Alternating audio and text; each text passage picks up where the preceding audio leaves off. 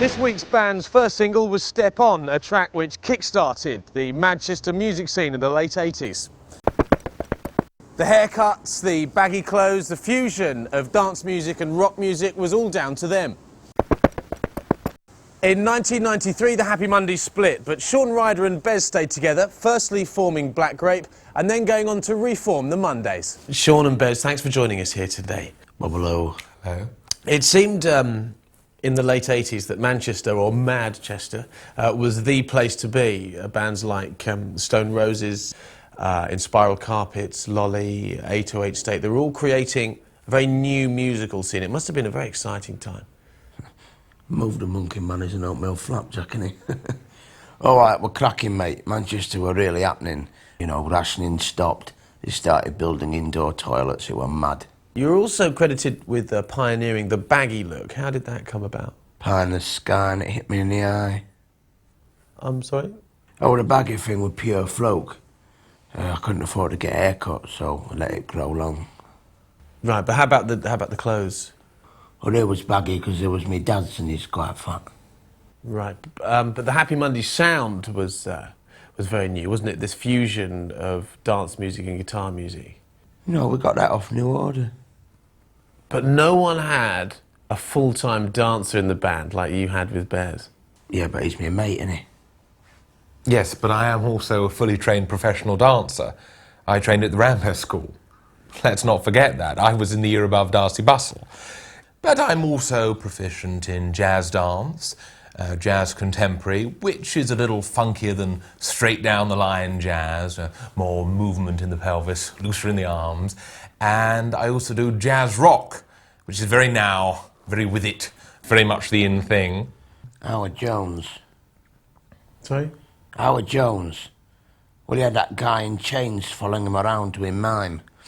Well, that's where we got the idea for Bez from. Oh, right. Do you like jazz, Jamie? Well, not really. Fascinating, isn't it? If I'm not dancing to it, I'm listening to it. If I'm not listening to it, I'm reading about it. Right. In fact, I've got some great jazz mags at home, just under my bed. Does that sort of thing interest you at all?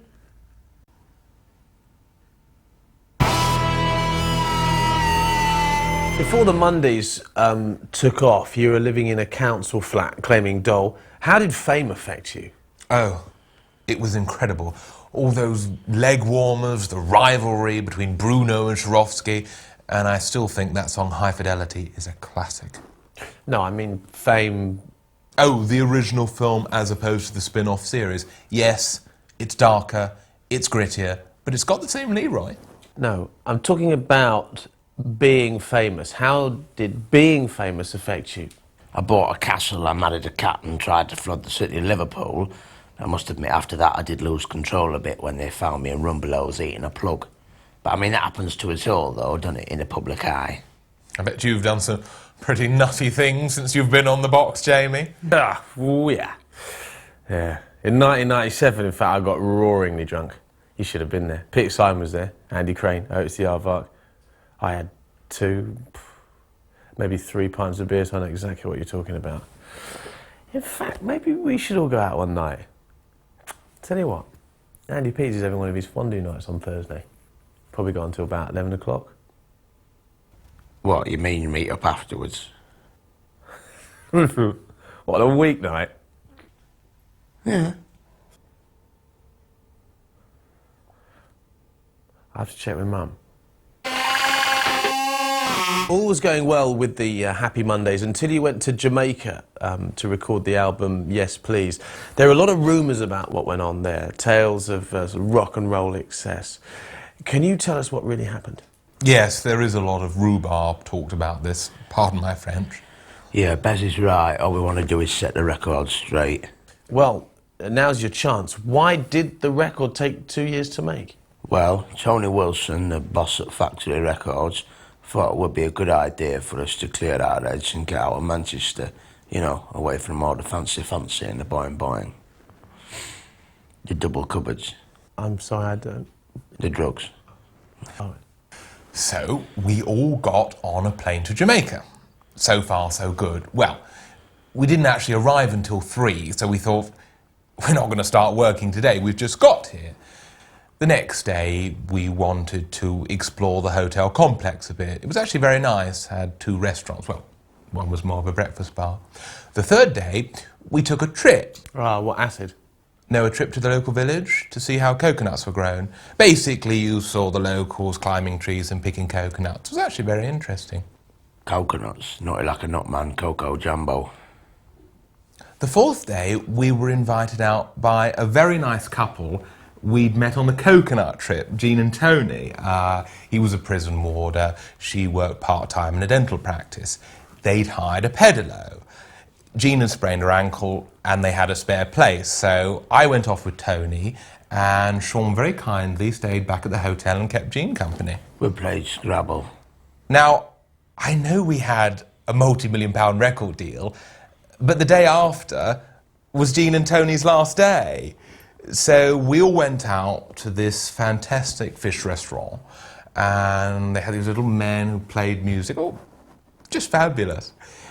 The next day, I found out that as a prank before they left, Jean and Tony had put our names down to go on the coconut trip again. Well, we were a bit embarrassed, but we went anyway, and we thought of some more interesting questions to ask this time around.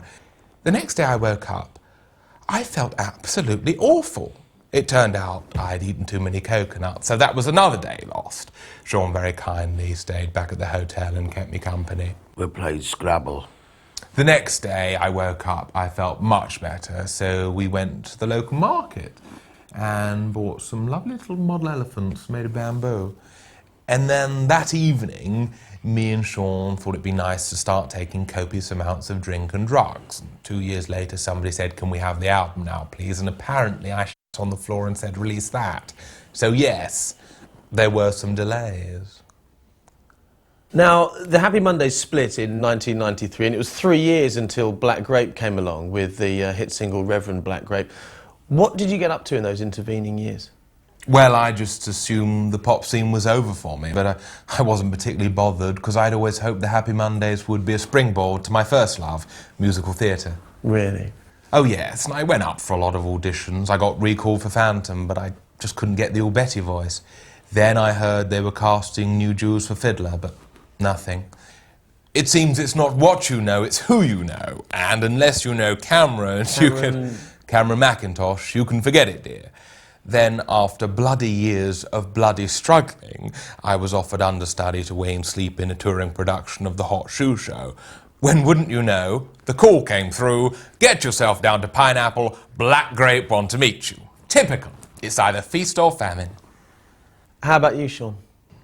Oh, well, I've been living this life of rock and roll oblivion, and I just thought, this is wrong, it's got to stop. Right. What did you do about it? Well, I checked myself into rehab, cleared my head, squeezed the bonzo like, and while I was in there, I decided it's time to do something good. And I started doing a lot of voluntary work, deprived kids. Oh, what, you work with deprived kids? No, I deprived kids, took their toys and sweets. Right. Then I thought, no, this is wrong. You've got to get on the right path. Don't be no Bojangles. And I decided it was time to do something good. And I got really into, like, the local community. And I built playgrounds, planted trees, even opened up my own owl sanctuary. And then one day I thought, oh, this is boring. I went back to getting off my head. Right, but now you're very much anti-drugs, aren't you? Am I? Yes, and I believe that you've got a message for the young people at home about the dangers of drug use. Oh, yeah. What, this camera? I started sniffing bike dust when I was 6. Thought I could handle it. Then I was doing scruffy McGuffies, sometimes 2 or 3 a day. Before I knew it, I was injecting silk arpeggios and snorting wooden crisps. Don't do it, kids, or you'll end up like me. With no hope, no job, and a beardsley face.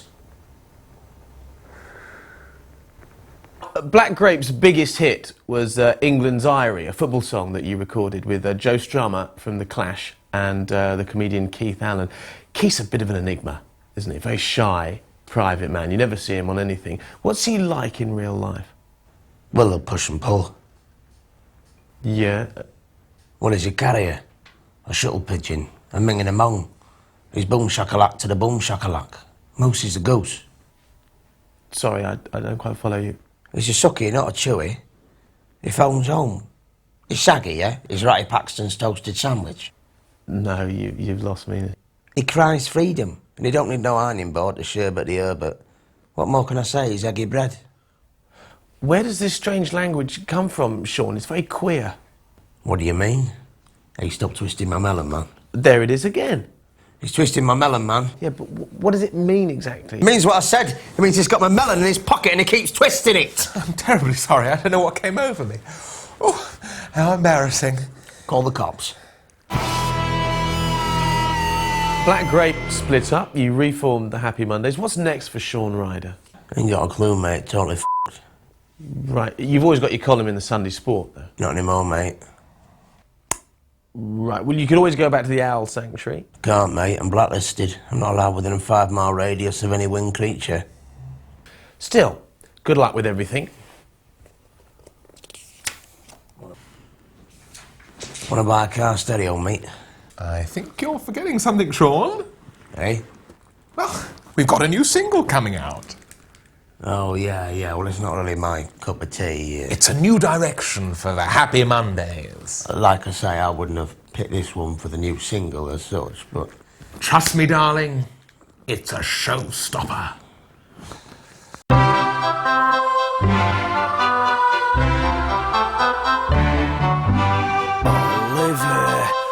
Oliver, never before as a boy wanted more. Oliver, won't ask for more when he knows what's in store. Food, glorious food, hot sausage and mustard. While we're in the mood, cold jelly and custard. Where is love? Does it fall from skies above?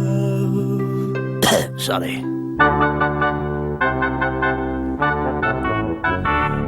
Consider yourself at home. Consider yourself one of the family. We've taken to you so strong. It's clear we're going to get along. Consider yourself well in. We don't want to have no fuss.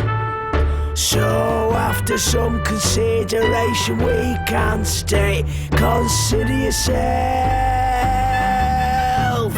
one of us. And bow,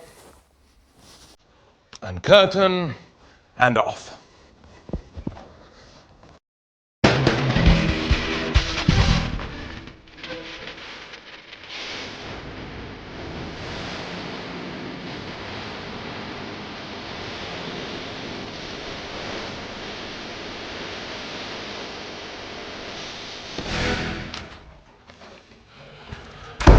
How was your audition?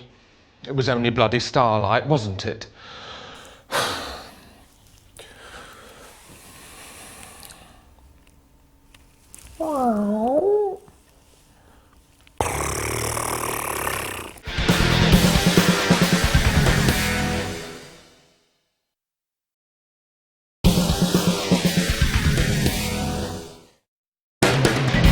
Someone's trying to poison me! Right, I'm leaving.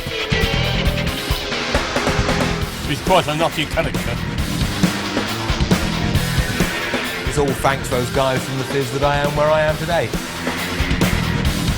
Oh, brilliant. Yeah, I love it. Leave me alone. I'm gay. Nobody showed me how to work the machine.